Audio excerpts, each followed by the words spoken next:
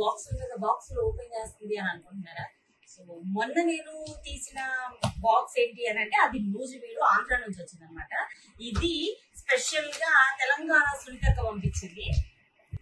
చూసారా, ఈ ప్యాకింగ్ చూస్తే ఏదో యూఎస్ కి ప్యాకింగ్ చేసిందేమో అని అనుకుంటున్నారేమో, కాదు. ఇది ఖమ్మం నుంచి హైదరాబాద్ కి ప్యాకింగ్ చేసిన మామిడికాయ పచ్చడి అనమాట. ఎంత పంపించింది అనుకుంటున్నాను నేను అంచనా ప్రకారం. మా అంటే ఒక ఫ్యామిలీకి ఒక 2, 3, మేము అంటే స్పెషల్ గా ఎక్కువ పచ్చళ్ళు తినాం కాబట్టి 2-3 కేజీలు పంపిస్తుంది అని అనుకున్నాను. నేను కూడా అదే అనుకున్నా. బట్ కానీ దీనికంటే పెద్ద బాక్స్ వచ్చింది.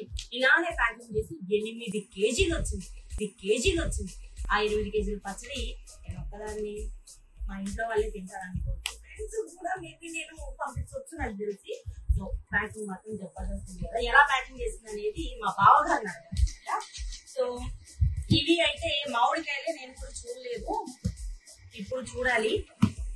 సో ఏంటి ఇన్ని మామిడికాయలు, ఏంటి పొద్దున మార్నింగ్ లంచ్ డిన్నర్ అంతా మామిడికాయలేనా అంటే ఇప్పుడు అవునని అనలేదు, కానీ చిన్నప్పుడు మాత్రం ఖచ్చితంగా అవుననే చెప్పేదాన్ని. ఎందుకనంటే మామూలుగానే మనకి సమ్మర్ అనగానే అమ్మమ్మల ఇంటికి అలా వెళ్తుంటాం కదా, అమ్మమ్మల ఇంటికి వెళ్తుంటాం కదా.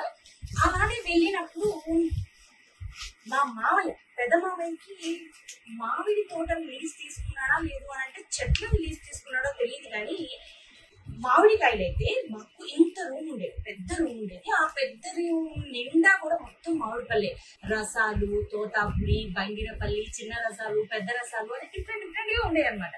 అసలు రూమ్ మొత్తం దానికి అనంటే మాకు బ్రేక్ఫాస్ట్ కి అదే, లంచ్ కి అదే, డిన్నర్ కి కూడా ఇంకేం లేదని కాదు, అవి కంపల్సరీగా ఉండేది అని నేను చెప్తాను.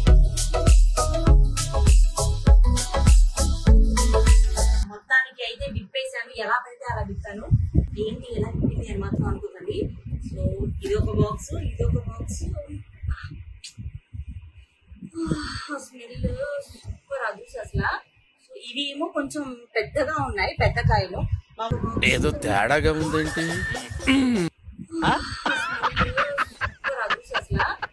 ఇవి ఏమో కొంచెం పెద్దగా ఉన్నాయి, పెద్ద కాయలు.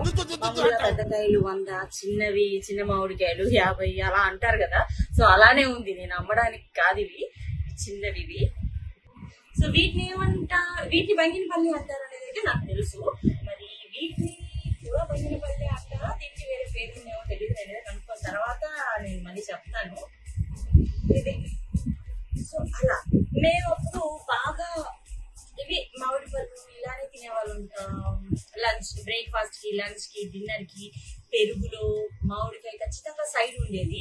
ఏ ఇంటికి వెళ్ళినా సరే, ఎవరి ఇంటికి వెళ్ళినా సరే ఖచ్చితంగా మ్యాంగో జ్యూస్, మ్యాంగో ఏమంటారు మామిడి పండు కోసి పెట్టడం, అవే స్నాక్స్ కదా, అవే జ్యూసెస్ కదా, ఏ ఇంటికి వెళ్ళినా అవే ఇచ్చేది.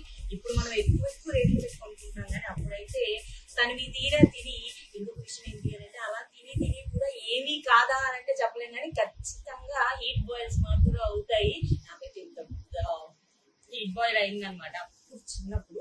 ఇప్పుడు ఏంటి అని అంటే కొంచెం తెలుసుకొని వాటర్ ఎక్కువ తాగితే ఖచ్చితంగా హీట్ బాయిల్స్ ని అవాయిడ్ చేయొచ్చు. ముందు మనం మామిడి పళ్ళు తినేటప్పుడు 1 or 2 hours లేదనంటే హాఫ్ డే బిఫోర్ మనం వాటర్ లో ఇది వేస్తే వేడి తగ్గిపోతుంది, వేడి చెయ్యదు అనేది అయితే మా కజిన్ చెప్పింది. అది నిజమే ట్రై చేస్తున్నా. నిన్న నేను చాలా ఎక్కువ తిన్నాను, కానీ నాకైతే ఏ హీట్ బాయిల్ రాలేదు. అంతకు ముందు రోజు నేను వాటర్ లో పెట్టకుండా తిన్నాను అనమాట.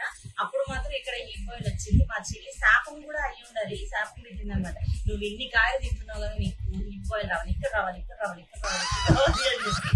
సో మొన్న వచ్చింది, కానీ నిన్న రాలేదు. అంటే ఇవాళ రాలేదు అని అంటే ఖచ్చితంగా అది వర్కౌట్ అయింది. వాటర్ లో వేసి మీరు తింటే కనుక ఖచ్చితంగా హీట్ బాయిల్స్ అలాంటి బాధ అయితే ఏమీ ఉండదు. Thank you.